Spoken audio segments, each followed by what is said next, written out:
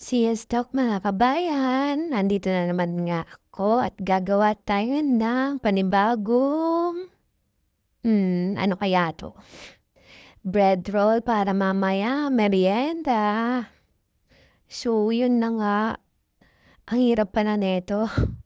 Ipaplat pa ang bread. Ang sakit sa sa braso. Pero dapat kailangan ipaplat mo para madali siyang i-rolyo. Mamaya yan, tapos na, di ba?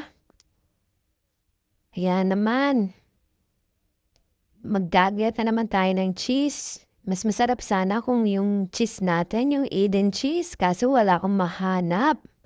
Kaya magma-mozzarella cheese na lang muna tayo. Pero okay naman din.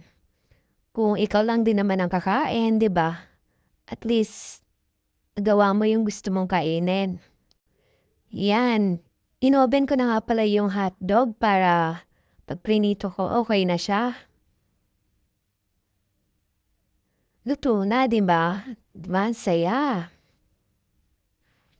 Yan na nga, nagmamadali ang lola mo.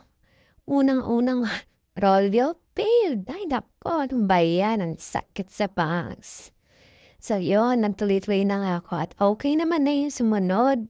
Ayan, paulit-ulit lang ulit.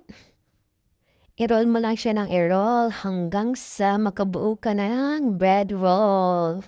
Ayan, matatapos na naman. So, yan na nga. And then, yan na. Finish. Ito na. Ano pinakahintay? Lutuin na natin. Siyempre, painitin mo muna yung mantika bago malutuin, di ba? Mag-prepare ka din ng itlog tsaka ng breadcrumbs. Sausaw mo sa itlog. Yan mo sa breadcrumbs and then prituin mo na. Yan. O, di ba? Siyempre, babalik ta rin natin. O, yun. Malapit siya masunog. Dahil busy ka sa kaka-video, yan, okay na. Katapos niyan, tadan! Whoops, kumakain ang lola mong takaw mote.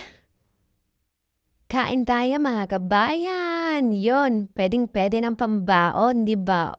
Sulit. Bye!